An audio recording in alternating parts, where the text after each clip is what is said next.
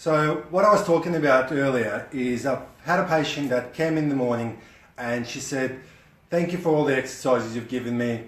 Love them, it works. I just can't make myself do them. And how do I motivate myself? How do I just get into the habit of doing them? How do I just wake up and just get myself exercising? Anyway, what happens is you've got to make it an addiction. Now, it's easier said than done. There's a book, one of the books that I've read, which I love. It's called The Power of Habit. If you want to know who the author is, just comment below. I'll let you know the actual author as well. Love the book. But there's one thing that they actually mention. They talk about a mouse, and they do talk about mindfulness, and that's a big topic now. But there's one way to make yourself almost addicted to do a particular task, or to develop a habit to do a particular task.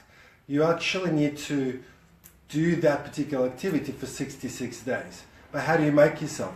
So I'll give you an example of a mouse that I've learned from that book, in The Power of Habit.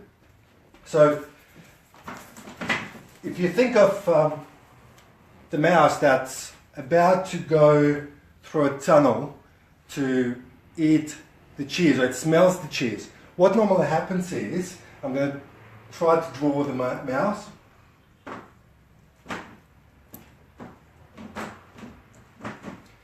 And there's a tunnel that it has to go through. Now, as it comes up to the tunnel, now at the end of the tunnel, there is cheese. It can smell the cheese. As soon as it smells the cheese, in her mind, all it can think of is the cheese. So the brain just goes crazy. So it comes up to the cheese, the gate opens up, it gets excited. Then it has to find the cheese. Now there is a big maze that it has to go through to find the cheese. And it's excited to find that cheese.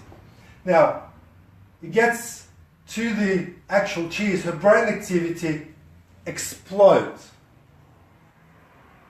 Now, that was a research done by, actually, interestingly enough, Australian research, and this is what they're talking about. If they kept the mouse going 1 day, 2 days, 3 days, 5 days, 55 days in a row through the same maze, what happens is they get excited about smell of the cheese. After a while, they go on the autopilot. They know exactly how to get to that cheese. They know the road. Think of it when you wake up in the morning, get in the car to go to work. A lot of the time, you get behind the wheel, you get to work, and you think, how did I get there? I stopped at the traffic lights, I've had to brake, I had to speed up, but you just don't remember because you're on that autopilot. So how do we make a habit that we can make, or we can do, that becomes an autopilot thing to do? I've just lost my pen. So what you do is, and this is what I thought was a really easy suggestion for this lady and for this patient. Now, first thing in the morning, she actually wakes up and she turns the TV on. Or the other thing that she does is actually turns the phone on and she starts to go through Facebook, exactly what we're doing now. But there's 5 exercises that she does. And I've just asked her to pick one exercise she absolutely loves, or absolutely that makes you feel better, no matter what. You just couldn't make yourself do it all the time. So the suggestion is, I'm thinking, well, if you wake up in the morning and you get excited about watching TV, then why don't you just start doing that particular exercise at that time of the day while you're watching TV. Now the first time, what you're doing actually, you're combining a positive feeling with a positive reinforcement, and your body and your brain actually enjoys it. Now, the more we're craving good feelings, our brain craves that sort of good feel activities, things that we do, the feelings that we get. So if we just reinforce those positive sensations, the body will crave it next time as well. So, wake up in the morning. If there's one thing you do that you absolutely love, just combine it with that one exercise that you like to do, or any good habits that you would like to develop.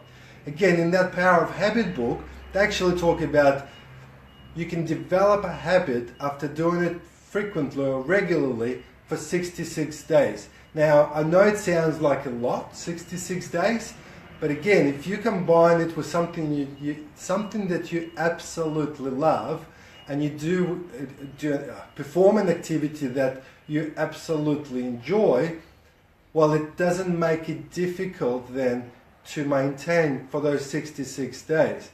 But the great thing about it is, after those 2 to 3 months, you almost start to crave doing that activity, and if you didn't, you actually don't feel as good. So it's an amazing way to develop a good habit, combining it with something else that you really absolutely love. Let me know how you go. Like this page if you think it helps you. I'm going to come back on Thursday with some more cool stuff. I will see you next time. Thank you very much.